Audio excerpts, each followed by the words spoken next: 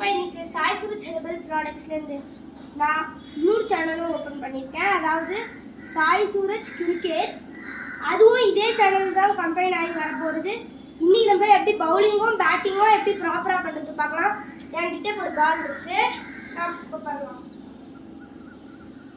இப்போ பாருங்க, ஃபஸ்ட்டு இந்த மாதிரி நீங்கள் வச்சுக்கணும். 2 ஃபிங்கர் இந்த மாதிரி அட்டாச் ஆகிருக்கணும். அப்புறம் இப்படி உங்கள் லெஃப்ட் அப்படி தூக்கிட்டு இப்படி ரிலீஸ் பண்ணி இப்படி போடுங்க. அப்புறம் அவங்க போட பாருங்க, அவ்வளோதான் யாக்கர். இதே மாதிரி நம்ம லக்ஷித் மலிங்கா மாதிரி பதிரானா மாதிரி எத்தனையோ முறையில் பண்ணலாம். அதே மாதிரி பும்ரா மாதிரி எல்லாரும் மாதிரியும் பண்ணலாம். இருங்க, நான் பால் எடுத்துட்டு வரேன். பாருங்க, நான் மலிங்கா மாதிரி பண்றேன். டாக்டர் இவ்வளோதாங்க, ரொம்ப ஈஸி பவுலிங் போடுறது. பார்த்துக்கோங்க. இப்போ நம்ம பும்ரா மாதிரி போடுறேன். இது ஒரு வைடா போயிட்டு இது நான் பால் எடுக்கிறேன். இது ஒரு வைடா போயிட்டு நான் போடுறேன்.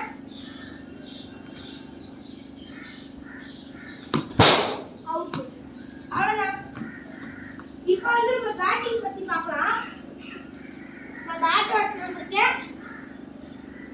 அதே மாதிரி நான் ஒரு பாலும் கட்டியிருக்கேன், பார்க்கலாம். ஃபஸ்ட்டு நீங்கள் ஒரு 2 மெத்தட் கற்றுக்கணும். ஒன்று முதல்ல இந்த மாதிரி ஸ்ட்ரோக் வைக்கிறது.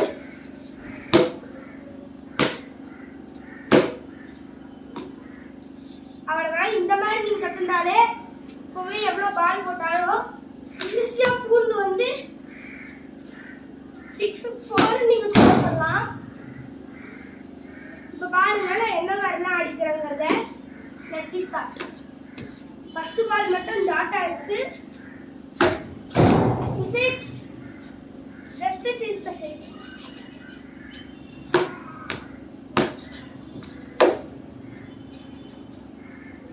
இப்போ நம்ம இந்த மாதிரி பேட்ல என்ன மாதிரி ஷாட்ஸ் ஆடலாம்னு பார்க்கலாம். முதல்ல ஸ்ட்ரைட் 6.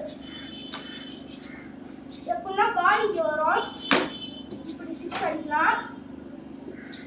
அப்புறம் வந்து ஸ்ட்ரைட்டாக நம்ம ஸ்கூப் ஷாட் ஆடலாம். அதுவும் ஆடலாம். பாருங்க, அதே மாதிரி 1 ஹேண்ட் ஷாட், அதே மாதிரி ஹெலிகாப்டர் ஷாட், அதே மாதிரி நம்ம யாக்கர்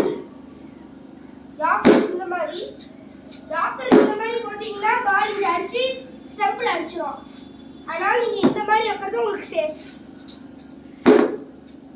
இப்போ வந்து நம்ம பேட் வந்து நீங்கள் பிளாஸ்டிக் பேட் வாங்குறது வந்து உங்களுக்கு நல்லது பேட்டிங்க்கு. அதே மாதிரி பவுலிங் வந்து காஸ்கோ பால் வாங்கிட்டு அதில் கொஞ்சம் டேப் மட்டும் சுற்றிக்கோங்க. இப்போ வந்து பால் எப்படி ஸ்பின் போடுறதுன்னு பார்க்கலாம். இது நான் பால் எடுத்துறேன்.